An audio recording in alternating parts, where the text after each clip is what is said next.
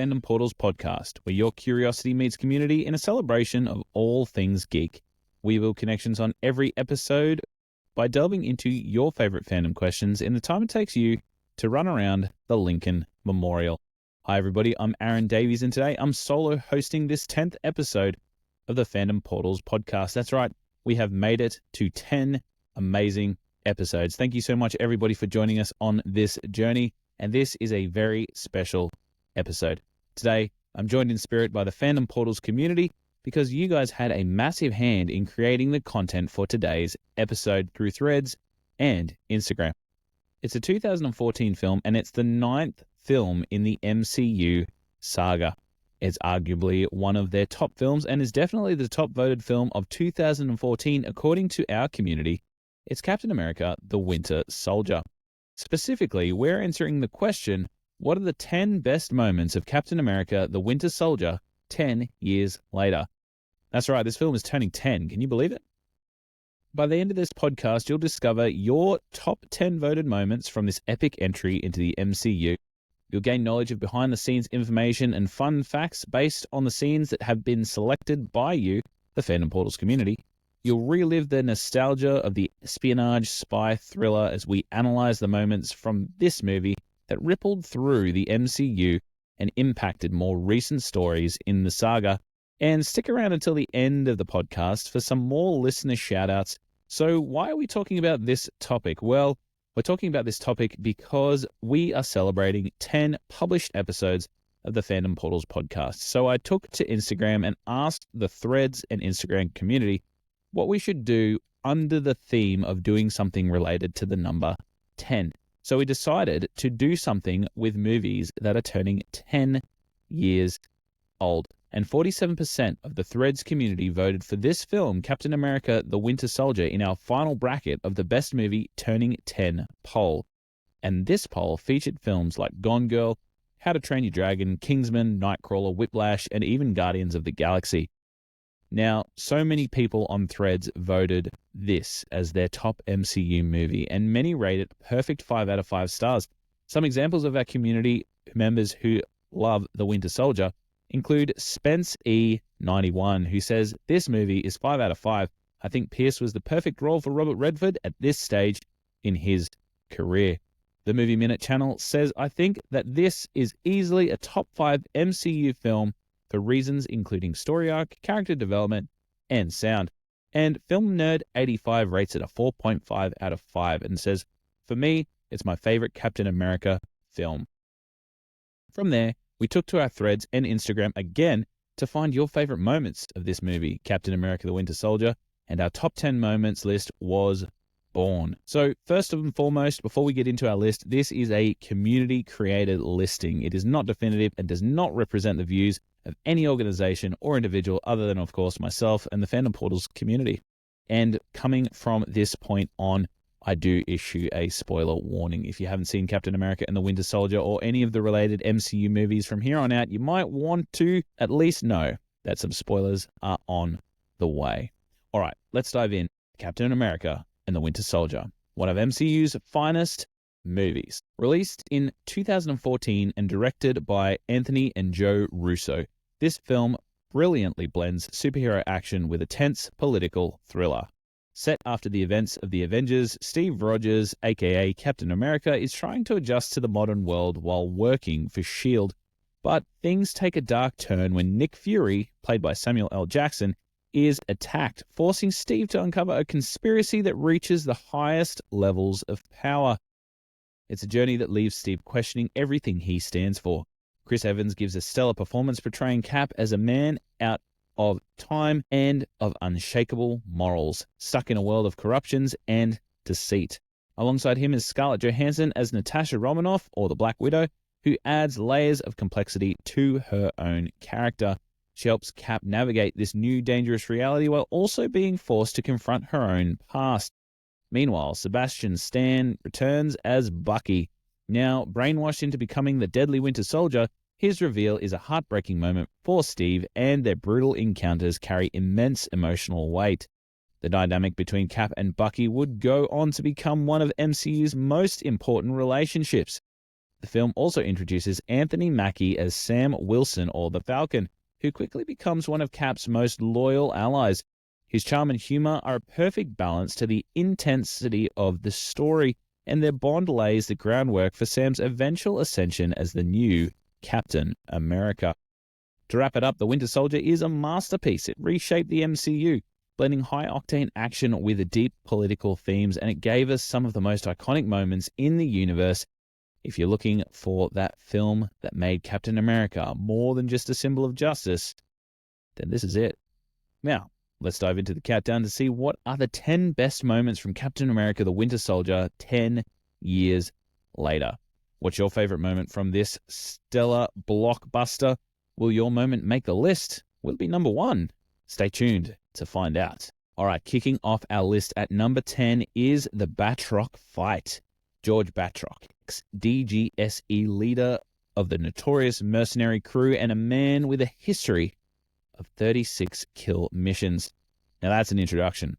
This guy is on top of Interpol's Red Notice list, and right out of the gate, Captain America the Winter Soldier pits Steve Rogers against this formidable foe as he leads the infiltration on the Lumerian Star.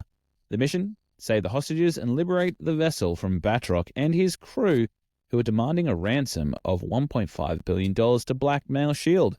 No big deal. As soon as the action starts, we're reminded just how far Steve Rogers has come since his scrappy days fighting in the streets of Brooklyn. His shield, more than just a weapon, it's an extension of his body now. His tactics, polished, precise, professional. Steve leads the strike team with the grace and efficiency of a seasoned military leader, far removed from the fresh-faced super soldier we met him in Captain America, the First Avenger. And it's clear, this is where Steve thrives, in the thick of combat, with the mission in front of him and enemies to neutralize. Visually, this scene is stunning.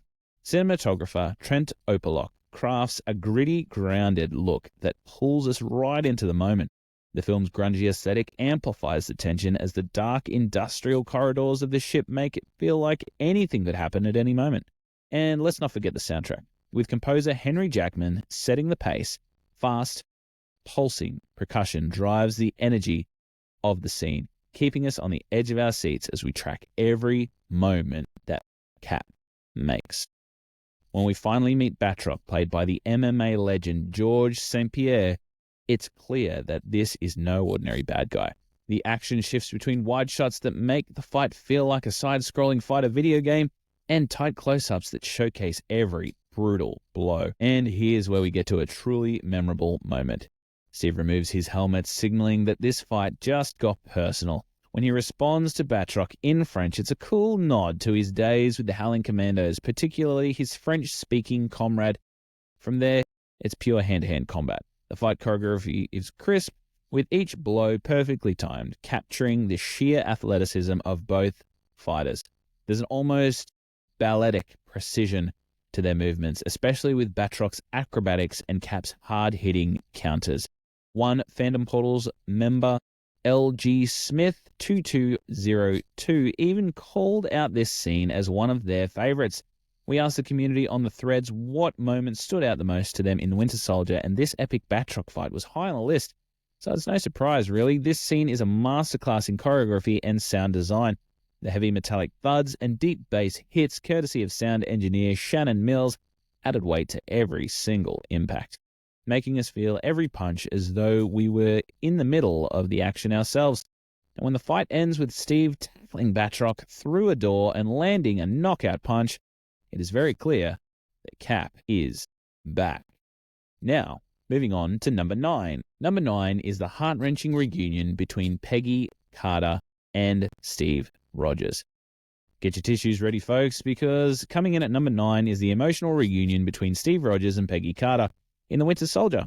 This scene packs an emotional punch unlike any other, as we see Steve reconnect with the one person who truly knew him before he became Captain America, his Rock, Peggy. And we're not the only ones who love this moment. Shout out to Obi-Wan Racconi from the Fandom Portals community on Threads, who mentioned this as their top scene from the movie. And it's no surprise why. It tugs at the heartstrings in all the best ways. We first get a glimpse of Peggy at the Smithsonian exhibit, where she emotionally recounts how Steve rescued over 1,000 men during World War II, including the man who would later become her husband. And here's where the speculation runs wild through the MCU community. Could that husband have been Steve all along? We're not too sure. After all, we know that in Endgame, Steve goes back in time for the long-promised dance. It's a theory that's tantalized fans since Endgame came out, and this scene in The Winter Soldier only deepens that curiosity. When we finally see Steve visiting Peggy in the hospital, the scene is a beautiful mixture of nostalgia but also sadness. This is the first time we've seen these two reunited on screen since their farewell kiss before Steve boarded that ill-fated plane in the first Avenger. The cinematography is intimate here, with Steve's close-up face and Peggy's close-up faces highlighting the raw emotion between them. Peggy remains the one person who sees Steve as more than just the superhero or the legend. She treats him like the man he was before the serum, grounding him when he feels unsure of his place in the world. It's clear that as good as Steve is, he's always returning to Peggy when he needs some clarity and some solidarity, making this reunion all the more significant. The emotional weight doubles later on when Peggy actually forgets that Steve was back, leading to an ultra close-up of Steve's face, capturing the raw pain in Chris Evans's performance. His kindness shines through in this moment as well as he gently plays along with her confusion, even though it's clear that a piece of his heart is breaking. This scene also carries tremendous weight within the larger narrative of the MCU, when Peggy tells Steve that sometimes the best we can do is start over. Those words really linger in Steve's mind throughout the film and beyond. They hit harder when Steve discovers Hydra's infiltration of S.H.I.E.L.D., fueling his determination to root out the enemy that has haunted him since the war. But we, as the audience, know that Peggy makes him happy. That's why, after returning the Infinity Stones, Steve actually decides to stay in the past and live his life that he missed, fulfilling the wish Peggy expressed in this very scene. Combination of beautiful acting, subtle but powerful VFX work, and a touching score makes this reunion unforgettable, and for those speculating about Peggy's mysterious husband, this scene only adds fuel to the fire for that fan theory. Was it always Steve? It's a question that will likely live on in the MCU discussions for years to come. Now let's go on to number 8. Number 8, the highway fight scene and that famous line, "Who the hell is Bucky?" Coming in at number 8, we have one of the most intense and emotionally charged scenes in Captain America: The Winter Soldier, the highway fight, that culminates in the shocking reveal of the Winter Soldier's true identity. This moment not only delivers edge-of-your-seat action, but it also turns Steve Rogers' world upside down. Shout out to Amethyst889 from the Fandom Portals community, who called this one of her favorite scenes, and who can blame them? It's an absolute game changer in the MCU. The scene kicks off with heart-pounding intensity as the soundtrack, courtesy of Henry Jackman, begins to quicken like a racing heartbeat. The tension is already high, but it hits new levels when Sitwell is brutally and funnily thrown onto oncoming traffic, a move that acts as a catalyst, flipping the situation from a tense moment to an explosive one, as Sam brakes, revealing the Winter Soldier tracking them down. The action shifts then into full throttle. At this point, the soundtrack is in full swing, accentuating every twist and turn as the Winter Soldier begins his assault. Then, the moment we've all been waiting for. The Winter Soldier's strength is revealed in a jaw-dropping close-up as he stops Steve's shield with his metal arm.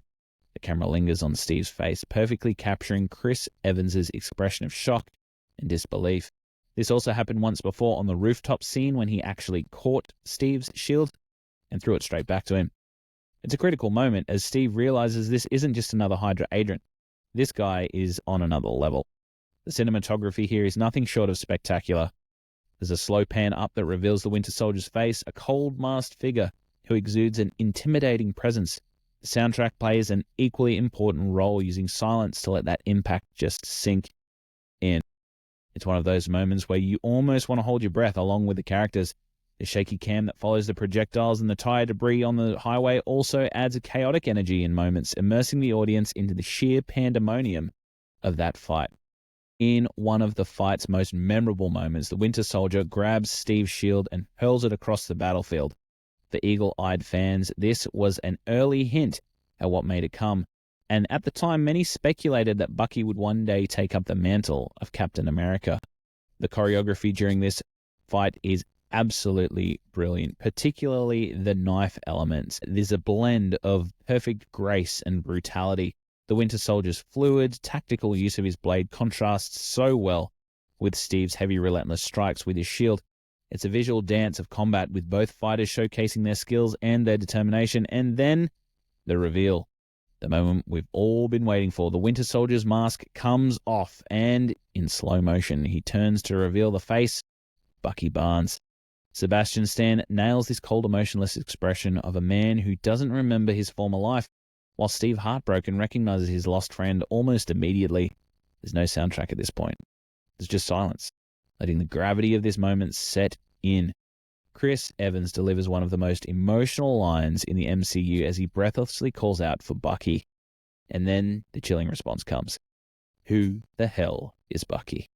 A delivery of this line with Bucky staring blankly at Steve cuts deep. The following shot of Steve's devastated face is truly heartbreaking, and he realizes that not only is his best friend alive, but Bucky has no memory of him at all. It's a masterclass in acting from Evans, who portrays Steve's pain, disbelief, and guilt in a single expression. The scene is a turning point in the film. It raises the stakes for Steve and adds a deeply personal complication to his mission. How can he destroy Hydra when one of the most dangerous weapons is his oldest friend? The realization that Bucky has been brainwashed by Hydra ignites Steve's guilt over failing to save him. As Steve surrenders himself to Hydra at this moment, his line, "Even when I had nothing, I had Bucky," carries even more weight. His mission to stop Hydra is no longer just about saving the world, it's about saving his best friend, even if that means confronting his own failures and shortcomings to do so. The emotional undercurrent propels the rest of the film forward, making this scene one of the most pivotal in Steve's arc. Now on to number 7. Number 7, Natasha begs for Fury to pull through. In at number 7, we have one of the most gut-wrenching scenes in Captain America: The Winter Soldier. Natasha Romanoff, aka the Black Widow, desperately pleads for Nick Fury to survive his near-fatal encounter with the Winter Soldier. This moment is an emotional powerhouse, as we see a side of Natasha that we're not really used to. She's vulnerable, she's desperate, and afraid of losing the one person who anchored her in her new life. It all starts with Fury being rushed into surgery after being shot through a wall by the Winter Soldier, leaving both Natasha and Steve reeling. Natasha's first instinct isn't to calculate the next mission move, as she so often does, but to ask, will he make it? This subtle shift in character focus shows the deep bond she shares with Fury. He's not only her boss or a mission lead, he's the person who helped her turn her life around after she defected. Scarlett Johansson's performance in this is flawless. Her wide eyes and unblinking stare capture Natasha's innermost turmoil and fear. As the medical team works frantically, the cinematography turns up the intensity. Close-ups of surgical instruments, the heart monitor, the faces of Nat and Steve reflected in the viewing window all contribute to the high stakes of this scene. When the tensions become too much, Natasha regains her focus by then asking Steve about the shooter. But even as she tries to get back into mission mode, it's clear her thoughts are still with Fury. Meanwhile, Maria Hill is there as well, and she delivers the grim news that the ballistics are untraceable, reinforcing just how dangerous this unknown enemy is. The camera pans to show Sitwell and Rumlow standing in the shadows, and this is kind of like a visual hint of their duplicitous nature, hinting that they may have a hand in S.H.I.E.L.D.'s internal corruption. It's a clever use of light and shadow to foreshadow their later betrayals. Then, the moment no one wanted to see, Fury crashes. The soundtrack swells, muting all other sounds with the thud of the AED and the beeping each failed attempt to bring him back increases the audience's tension. Natasha, for a moment, loses her steely exterior and begins to beg, whispering to herself, "You can't do this to me." This isn't just about losing a mentor here. Fury represents Natasha's connection to a new life. He's the one who helped her escape the dark past and gave her the fresh start at S.H.I.E.L.D. Without him, everything she's built crumbles, leaving her adrift. Natasha whispered words and her trembling voice make it clear for a fleeting moment that she's very, very vulnerable. But just as quickly as she shifts back into her mission mindset once again, the shot widens, showing her touching Fury's head as the scene changes. A final moment of connection before she walks out with a hardened expression. At this point, the soundtrack quietens, and we see a steely resolve wash over her face as Natasha then is back. She's focused and ready to take down whoever comes in her way. This scene is beautifully acted and directed. It's a reminder that Natasha is complex, she's human, and she's not just mission-focused assassin we've come to know. Underneath the exterior, there's that person who cares deeply for the few people that she actually does trust. On to numbers. Number 6 is the Arnim Zola reveal that Hydra has infiltrated S.H.I.E.L.D. Coming in at 6, we have one of the most mind-blowing revelations in Captain America: The Winter Soldier. When Steve Rogers and Natasha Romanoff uncover the dark truth that Hydra has been hiding within S.H.I.E.L.D. for decades, it just blows you away.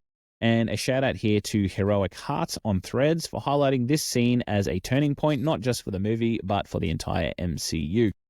This pivotal moment kicks off as Steve returns to a hauntingly familiar place. It's the site of his transformation into Captain America.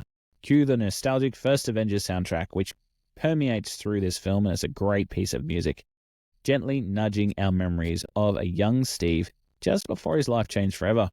The cinematography here is beautiful. It layers superimposed and faded images of the past as Steve mentally revisits the monumentous event. It's a stark reminder of the audience of how far Steve has actually come, both physically and also emotionally. Now, let's talk about how sharp Steve is in this scene.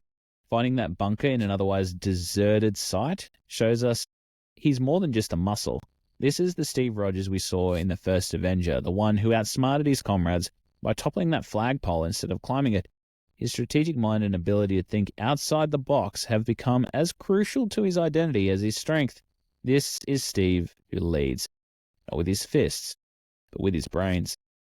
Once inside, though, things get a little bit comic booky, but in the best way possible, of course.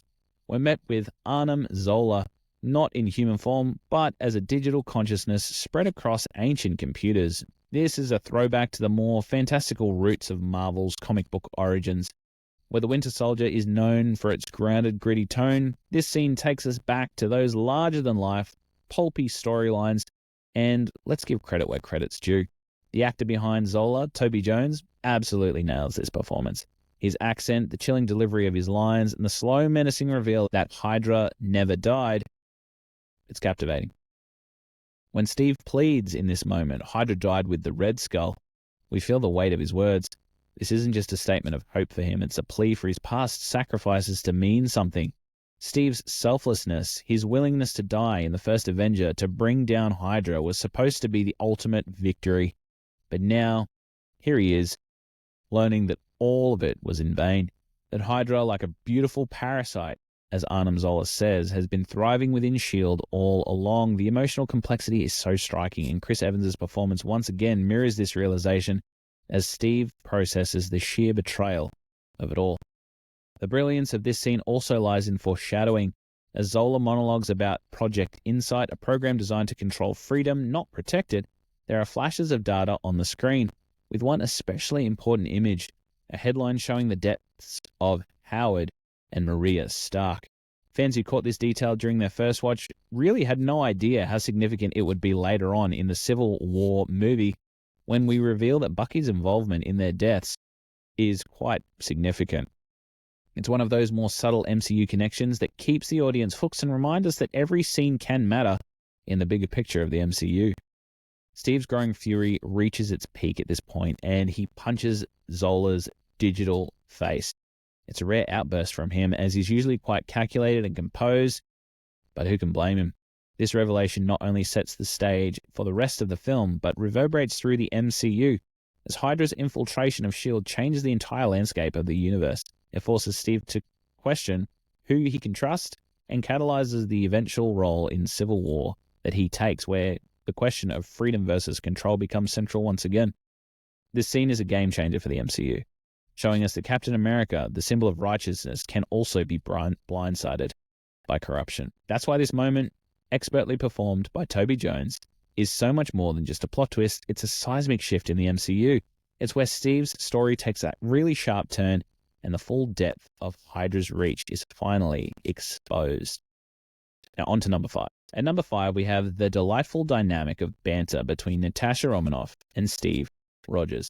These moments provide much-needed comic relief while deepening their friendship, something that fans, including Super Smoshed 11 on Threads, adored about the Captain America, the Winter Soldier. The easy-flowing dialogue between Scarlett Johansson and Chris Evans is a testament to their natural chemistry as professionals.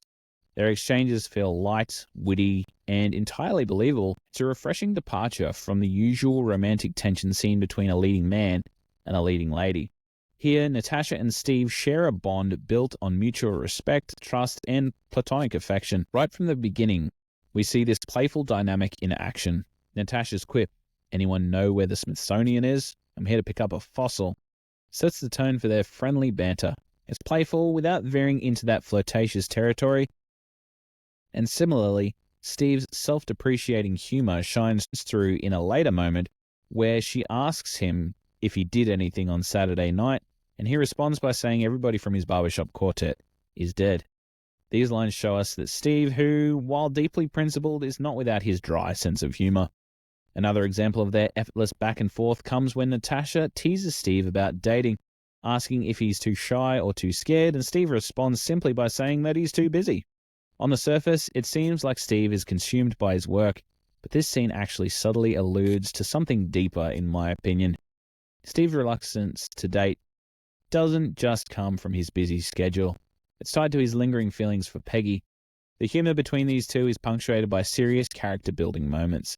For instance, when Natasha asks Steve about his first kiss since 1945, the conversation shifts into an exploration of Natasha's own vulnerability. She says, "It's not all things to all people all the time," revealing that despite her ability to slip into various roles, she actually struggles to show her true self to anyone. Steve in turn expresses his desire to trust her, extending an olive branch of friendship, and in this moment of sincerity, it strengthens their relationship, giving us insight into Nat's fractured sense of identity and Steve's unwavering moral compass. Yet, after this vulnerable exchange, Natasha then pulls back again, indicating just how difficult it is for her to truly trust or let her guard down. It's a trait that ties her into her secretive and damaged past. What makes this relationship so unique is that it doesn't fall into that cliched romantic trope. Natasha isn't the ingenue, and Steve isn't the smitten hero. Some fans speculate that there's romantic potential here, but for me, the truth is there's just a bond that's refreshingly platonic. In many ways, Natasha is the polar opposite of romantic interest. Instead, she becomes a close confidant and a friend to Steve, showing that male and female dynamics on screen, they don't always have to revolve around that romantic tension. Their lighthearted exchanges aren't just fun, they're also pivotal in revealing character aspects of each other. When Natasha kicks Sitwell off the roof and casually engages in banter straight afterwards about Laura from accounting, it further underscores how she can balance intense action and humor. And Steve, ever the straight-laced soldier, shuts it down with his trademark sense of decency, reminding us of his unwavering loyalty to Peggy and, of course, his values. A lot of this dialogue feels so natural because it was, in part crafted by the actors themselves. It's been reported that Scarlett and Chris had input into writing their own lines, infusing these interactions with authenticity. The Russo brothers, who polished the dialogue, brought their experience from the Community TV show, which is also known for its sharp, snappy humor. The goal was to make Steve and Natasha's exchanges feel organic and fluid and also believable, while also delivering vital insights into their characters. The relationship ultimately culminates in one of the film's most poignant moments, when Natasha, after Fury's supposed death, admits to Steve that she feels lost, saying, "I guess I just traded the KGB for Hydra." This line speaks volumes about her internal struggle, and it's Steve who stands by her. And that's why this scene ranks so high on our list. It not only showcases the incredible chemistry between Chris Evans and Scarlett Johansson, but it also challenges the controversial and conventional male-female dynamic seen in most superhero films. On to number 4. Number 4, You Shaped a Generation, and Bucky's struggle with humanity. At number 4, we delve into the powerful and haunting sequence where Bucky's identity as the Winter Soldier begins to unravel. The scene not only provides critical backstory for Bucky Barnes, but also highlights how deeply Hydra's manipulations have shaped the world over the generations. We start this scene by revealing Bucky's memories of his fall from the train in the first Avenger and the subsequent experiments performed on him by Arnim Zola. The close-up shots of Bucky's eyes convey the trauma and confusion he expresses as a victim of Hydra's ruthless experimentation. Zola's cold, calculating line, "Put him on ice," reveals Bucky has been in stasis, ready to be unleashed whenever Hydra requires. It's a chilling reminder of how long Bucky has been under their control.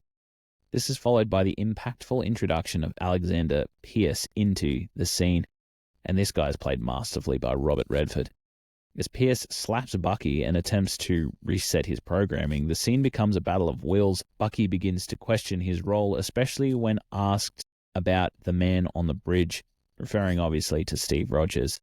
This is the first glimpse that we get of humanity that is still buried deep within him, and Bucky's struggle with his identity is highlighted by Pierce's manipulative words. He says, "Your work has been a gift to mankind. You've shaped a century." The weight of this statement is immense as it reveals the extent of Hydra's influence over world events, with Bucky as their enforcer, shaping history to suit their agenda. This line alone illustrates the depth of Hydra's infiltration and the far-reaching consequences of Bucky's actions, showing him as both a victim and an unwitting villain. Despite this century-long manipulation, Bucky still clings to the memory of Steve, showing that the most intense brainwashing can't fully erase the bond that both of these soldiers share. In this moment, the audience begin to then empathize with him. We see his vulnerability, his confusion, a stark contrast to the cold, calculated killer he's been programmed to be. Sebastian Stan's performance here is a masterclass in subtlety. As Bucky's pained expression, his innocence and unsure demeanor stands in stark opposition to the ruthless Winter Soldier that we see. It creates internal conflict for the audience who now, like Steve, want to save Bucky, knowing there's still a human side to him. As Pierce then orders Bucky to be reset, the scene crescendos with Bucky's heart-wrenching screams. The physical pain is evident, but it's also a reflection of his internal struggle. Sebastian Stan conveys this agony in under 4 minutes, with little dialogue but immense emotional impact. It's a brilliant portrayal of a villain who is as much a victim as he is a threat. And in my opinion, it makes Bucky one of the most complex characters in the MCU. This scene is also pivotal in setting up the film's emotional climax, where Bucky saves Steve and leaves him on that riverbank. It foreshadows the internal conflict that will continue to plague Bucky, as well as Steve's relentless quest to find his friend, knowing that the real Bucky is still out there, buried beneath the layers of Hydra's conditioning. This moment is a perfect blend of psychological drama and emotional weight and action, showcasing the incredible talent of Sebastian Stan and Robert Redford. The scene not only deepens our understanding of the Winter Soldier's torment, but also sets the stage for future conflicts in the MCU.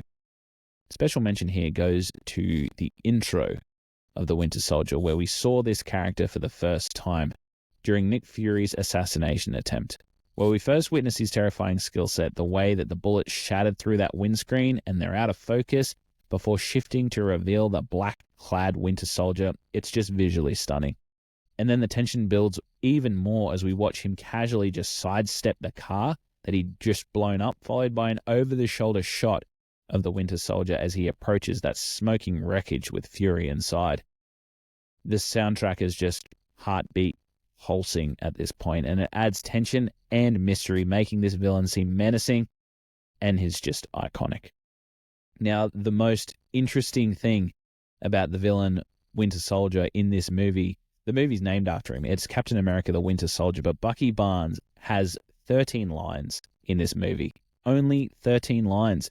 But through this physical performance, Sebastian Stan portrays a villain with depth and complexity, and his silence is able to speak louder than words in a lot of these scenes. When he finally does speak, his confusion is palpable, and it adds to the audience's reaction. All right, folks. Time to brace yourself, because we're landing in at number 3. All right, at number 3, it is one of the most iconic action sequences in Marvel history. That's right. It's the elevator fight scene from Captain America, the Winter Soldier. Picture this. Steve Rogers steps into an elevator. Seems pretty routine, right? Wrong. What starts as an ordinary moment turns into one of the most intense and brilliantly executed fight scenes ever. With every flaw, more and more suspicious-looking agents squeeze in. Rumlow and his crew, all clad in suits that are just a little bit too bulky for comfort. The tension builds like a ticking time bomb. There's a heartbeat-like tension pulse in the background, music that gets louder and louder and quicker with each passing second. You can practically feel the walls closing in. Then Steve looks around and delivers that now famous line. Before we get started, does anybody want to get out? This line chills every time. It's a classic Steve Rogers moment. Cool, calm, collected, and confident, even though he knows he's about to throw down with a dozen armed dudes. And from that point on, it's absolute chaos, in the most glorious way possible, of course. We've got punches flying, shields ricocheting, agents getting slammed into walls, and magnetic cuffs clamping Steve to the side of the elevator like some twisted game of high-stakes pinball. The choreography here is nothing short of perfection. It's tight, fast, and calculated. A dance of punches and kicks in a confined space. This isn't just some brawl. This is Cap using his surroundings with absolute precision, showcasing not only his strength, but his incredible tactical mind as well. Every move in this scene has a purpose. Every hit feels visceral. Thanks to the impeccable sound design, you can feel the impact of every punch through the thuds and clanging sounds that make the audience wince every single time. And let's not forget about the emotional weight of this scene as well.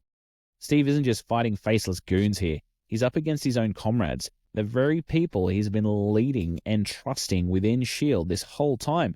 You can see the pain in his expression as he battles Rumlow and the other agents. It's a gut-wrenching moment for Cap, a realization that the organization he's dedicated his life to is crumbling from within. And then Rumlow sort of just tells him, it's not personal. When Steve's retort, it feels personal, hits hard. This fight is more than just fists flying. It's a moment where Steve realizes that S.H.I.E.L.D. betrays him, and betrayal cuts deep. Now, I want to give credit here because I do not think that Frank Grillo is given enough credit as his portrayal as Rumlow. Especially in this scene, he is fantastic, bringing the right amount of menace to this scene. And of course, we can't talk about this fight scene without shouting out the stunt team and the fight coordinators. That's James Young and Sam Hargrave, who helped make this one of the most visually satisfying action sequences in MCU history. Every single movement is sharp and precise. It creates a dynamic, thrilling brawl that has since become a gold standard for superhero fights in confined spaces. But what makes this truly special is the symbolism woven throughout. Steve's escape from the elevator, crashing through multiple layers of the S.H.I.E.L.D. structure, isn't just about survival. It's about Steve breaking free from that corruption within S.H.I.E.L.D. itself. In this moment, Cap makes a leap from being a soldier, following orders, to a man fighting for what he believes in and fighting for what is right. He smashes through the literal and metaphorical walls of S.H.I.E.L.D.'s deception. And when he lands outside the building, he's a freer, more determined Steve Rogers. It's a pivotal moment that marks the beginning of his journey to uncover the truth. This scene has also earned its spot in film history, having dethroned Die Hard with a Vengeance as the best elevator sequence ever. A bold claim, but that's one that's echoed by fans and critics alike. Even our friend Frank from the Geek Freaks podcast called this his favorite moment in the film, and honestly, it's easy to see why. It's got tension, action, emotional stakes. It's pure, cinematic brilliance rolled into one unforgettable scene. On to number 2. Swooping into second place, ladies and gents, is a heart-wrenching moment that defines not just this movie, but the entire arc of Captain America and Bucky Barnes. Yes, of course, we're talking about the gut punch legendary line, "I'm with you till the end of the line." Now let's rewind for a second and dive into what makes this moment such an emotional powerhouse. We first get a glimpse of the depth of Steve and Bucky's bond in a flashback. Right after Steve's parents' funeral, the two of them are walking home, and it's immediately clear that their friendship isn't just some surface-level bromance, it's actually a brotherhood, forged through years of shared history. Bucky, ever the dependable friend, offers to be there for Steve in a way only a true best friend can. He casually talks about crashing on the couch like when they were kids and instantly giving us a sense of their long-standing connection. And if that wasn't enough to tug at your heartstrings, there's the subtle moment where Bucky kicks over that brick and nonchalantly just grabs the key because, of course, he knows exactly where that is, and he knows where Steve hides it. This is the kind of closeness only formed through years of shared moments, unspoken trust, and an almost instinctual understanding of each other. Bucky isn't just there for Steve out of obligation. He's there because he gets him. He reads Steve's body language. He knows that what Steve isn't saying. And when Steve insists that he's fine on his own, that iconic line, "You don't have to. I'm with you to the end of the line, pal." It's not just a declaration of loyalty, it's a lifeline, and it's thrown at a time when Steve is grappling with loss and confusion, and the line just doesn't stay in the past either. In true Russo brothers fashion, it echoes through the film and hits like a sledgehammer when we reach that climatic battle on the helicarrier. Fast forward to that intense showdown, where the stakes have never been higher. Steve and Bucky, or should we say the Winter Soldier, are locked in a brutal fight for survival. Steve pleads with him at this moment. He says, "Please don't make me do this," a line that cuts through the noise of battle, laying bare the heartache of having to fight the one person he cares most about. The choreography here, brilliant again. Every punch, every deflection of the shield isn't just about the action. It's layered with raw, unspoken emotion. Steve, still reeling from the blows, takes a shot from Bucky, and that look of shock and pain on his face, it's just that realization that this isn't a fight against Hydra. It's a battle for Bucky's soul. Now, our Threads community member, official David Clark, made this one his all-time favorite moment, and it's easy to see why. How could it not be? This isn't just a physical climax of the movie, it's the emotional one as well. With the helicarriers crashing and burning in the background, the entire audience is holding their breath, not just to see who comes out alive, but whether Steve desperately pleads to save Bucky, and if they are received. And then, the moment that leaves everyone shattered. Steve, bloodied, broken, refusing to fight anymore, looks up at Bucky and says, "You know me." And Bucky, filled with a mix of rage and confusion, denies it, snapping, "No, I don't." And he tells him to shut up. But Steve doesn't relent. Steve removes his helmet, and in one final act of defiance against the Winter Soldier persona, he drops his shield, his symbol of protection and strength. That shield, which has been a cornerstone of who Steve is, falls into the wreckage, and in its place, we're left with something more powerful. Friendship. Steve looks into Bucky's eyes, and he repeats those words that have echoed throughout their lives. "I'm with you till the end of the line." It's here that Bucky's icy exterior starts to crack. The mission fades, and for a brief second, the real Bucky shines through as the helicarrier crashes and Steve falls into the river below, and we all collectively hold our breath. Will Bucky save him? And then, in an instant, almost poetic, in slow motion, Bucky dives in, pulls Steve out of the water, saving his life. It's a moment of restrained emotion. There's no dramatic declarations here, no fanfare. It's literally just Bucky walking away, his face a mirror of the same vulnerability and confusion we saw earlier when he was being reset by Hydra. There's a soft, subtle soundtrack here that fades as Steve falls unconscious, and we're left with the final haunting image of Bucky walking off into the distance, his mind a battleground between the memories of his past and the programming of the Winter Soldier. It's a scene that leaves us teetering on the edge of hope and despair, wondering what will become of Bucky and his fractured sense of self. The scene is everything. It's the culmination of years of friendship and the promise of redemption. It's the emotional crescendo that not only defines the Winter Soldier, but sets the stage for Civil War and other movies in the MCU as well. Now, before we get onto our amazing number one, we have to get onto some honorable mentions. Some of these that didn't quite make the list, but absolutely were memorable scenes all the same. The scenes where Sam was in the VA and he was talking with Steve, highlighting what makes him happy. They were talking about emotional, depthful connections there. Was a really great scene as well. There's the captain's speech to the SHIELD operatives where he delivers that rousing rendition, showing his unwavering moral compass and rallying his allies. And the scene straight afterwards where that console operator said captain's orders and refused to launch the helicarriers. The emotional weight of that actor who plays that console operator actually made you feel for that guy as Rumlow held that gun to his head. Natasha's DC tribunal at the very end of the film, where she basically says that, you need us, is another great film that didn't make the list. Another one was Sam and Rumlow's showdown in the wrecking building as the helicarriers fell down around them. And how can you have an honorable mentions list without, of course, the Stan Lee cameo? He plays a Smithsonian guard and adds a touch of nostalgia into the film, but also humor as he is fearful that he'll get fired after Captain America steals his old suit back. All right, on to number 1. Making its grand entrance as the number 1 moment in Captain America the Winter Soldier 10 years later, cue the swelling brass and a dash of playful competition. It's that iconic line, "On your left," for all the fans who cherish the quiet yet powerful beginnings of one of the MCU's most meaningful friendships.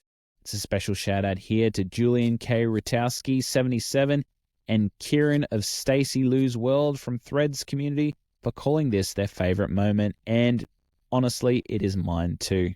Now let's set the stage. The camera pulls back to reveal the beautiful sunlit dawn as Steve Rogers, our very own man out of time, is out for an early morning jog. The cinematography, courtesy of Trent Opalak, captures Washington, D.C. in all its glory, with the Washington Monument standing tall in the background. The color palette is soft yet rich, blending warmth with the crispness of the early hour, and the music. Henry Jackman's score swells in this scene, bringing with it echoes of the first Avengers soundtrack. There's that nostalgia in the air as Steve sprints by effortlessly, showing the super soldier physique that never takes a day off. Enter Sam Wilson, aka the future Falcon, played with effortless charm by Anthony Mackie. In one of the funniest yet most heartwarming meet-cutes in MCU history, Sam is out on his own run, only to be hilariously overtaken again and again by the human race car that is Steve Rogers. And of course, we get the now legendary line that'll echo all the way through till Avengers Endgame, "On your left." Sam, far from being starstruck like so many others would be, rolls with it. His bemused expression and banter with Steve immediately make him relatable and show he's not just here to worship Captain America, he's here to meet him on equal ground. The simple but sharp interaction sets the tone for a relationship built on mutual respect, not awe. Through their quick back and forth, we learn that both men have something deeper in common. They're soldiers trying to adjust to a world that no longer feels like home. Sam, now working with veterans, understands what it's like to come back from war and face the strange quiet of civilian life. Whereas Steve, well, his world might have changed in bigger, more dramatic ways, but at the core, they're both navigating a life that's no longer about combat and camaraderie. And it's in that moment between the laughs and shared understanding that the bond is born. Sam casually mentions Marvin Gaye's Trouble Man soundtrack from 1972 as a cultural gem, and Steve has naturally obviously missed out on this on his icy nap. And Steve pulls out his trusty little notebook and pen because, of course, the man out of time would keep a handwritten to-do list. And what's especially cool about this scene is how the list itself was actually customized depending on the region in which the film was shown, making it even more personal for audiences worldwide. This encounter not only lays the foundation for Steve and Sam's friendship, but also highlights something integral about Steve's character. Even after the universe-altering events of the Avengers movie, Steve remains humble, grounded, and always willing to listen. He doesn't isolate himself from the ordinary people he represents, but instead he seeks their advice, their companionship, and the Russo brothers use this dialogue with precision. Those simple words, "on your left," become the cornerstone of a friendship that will play out over the next few films and even pay off in the epic portal moment in Endgame. Who could forget Sam's voiceover on Cap's comm? That same line echoing through years of shared trust and battles. It's one of MCU's finest and most magical moments. This friendship is so important for Steve because after losing Bucky, his last connection to a life for the super soldier serum, he finds in Sam a new kind of friendship, one based on shared history and shared experience. It's a friendship forged in understanding, not necessity, and it fills a void in Steve's life that has been aching since Bucky's fall. You see it later on in the movie when Sam opens up about losing his own wingman, Riley, and Steve's quiet support. The two men find solace in each other's presence, building a bond that's both human and heroic. And if that wasn't enough to cement this moment as one of the best, the film ends on a beautifully subtle callback. As Marvin Gaye swells in the hospital room, Steve recovering from his battle with the Winter Soldier, he tells Sam, "On your left." It's a full circle moment that speaks to the loving longevity of their friendship and the adventures that are still to come. We see Sam smile, a quiet acknowledgement, and their growing bond is affirmed. And as the credits roll, we know this is only the beginning. So big hats off to Henry Jackman for the unforgettable score and Trent Opalock for the stunning cinematography in this scene, and all of those Threads community members who made this their number one moment, because it is mine as well. This moment might have started with a simple jog, but it laid the foundation for one of the MCU's strongest friendships, and one that would have rippling effects all the way through to Endgame. Now, that has been our list of the top 10 moments from Captain America: The Winter Soldier 10 years later. I want to thank every single community member who voted in our polls, who spoke to me on social media, because that's what this podcast is about. It's about getting that community together and talking about the stuff that we absolutely love. Now, this podcast wouldn't happen without you. And I want to thank and shout out some very special people. First of all, Unicide. Unicide went on to Apple Podcast and left us a review. They said they've never listened to podcasts until now. Never been one to listen to podcasts, always found them boring.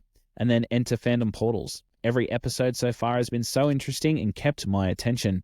He says, I like hearing interpretations of my favorite media. I don't always agree with everything that's said, but I try to keep an open mind and appreciate how others might enjoy certain aspects of projects that I don't. I've listened to every episode so far, my favorite being the House of the Dragon episode, which is episode 5. Keep up the amazing work, Aaron. Unicide, thank you so much for that 5-star review. And if you want to be an awesome community member like Unicide, then feel free to go onto Apple Podcast and leave that review. It really does make a difference for small podcasters like us, because it puts our show in front of the eyes of so many people. And when we do polls like this on social media, we can get a broad expanse of views, and we can definitely talk nerd stuff all day. So thank you so much to the community members listening to this and who has listened to the previous 10 episodes, because we're here. We made it. It's 10 episodes. Not every podcast gets to this benchmark. And I am so, so happy and pleased with all of the content we've created, the amazing guests that I've been able to interview. This has been a shared community experience all the way through. The community on Threads and Instagram has been so welcoming. They've suggested content, and I love shouting them out where I can. So if you're a person who sees any of our posts, rest assured that you're probably going to be mentioned on one of our shows. Now, this marks the last episode that we will be producing in the month of September, because next week, October begins, and we have a very special thing occurring here on Fandom Portals. In October, we are starting our animation celebration. All month, our episodes will feature animation content. That's right, every single episode will feature some form of animation-themed content at its core. We've got some very special guests lined up to talk about your favorite animated cartoons, and we can definitely attest that these conversations are going to be both educational and also amazingly fun. So make sure you tune in through the month of October, because this is our first annual animation celebration. It's something that I want to do each and every year, because on the 28th of October, every single year, it's International Animations Day. And this is an art form that I fell in love with as a child, and I really want to keep paying forward through the years, because the stories in animation are just as important, just as relevant, and just as brilliant as those in live action media. So there's much more Fandom Portals to come, guys. Thank you for tuning in for those 10 episodes. If you've stuck around and heard me ramble for this long, I really do appreciate it. Make sure you go and send those reviews. Follow and subscribe so you never miss a moment with us. And as always, guys, connect with respect. I'm Aaron Davies. Later.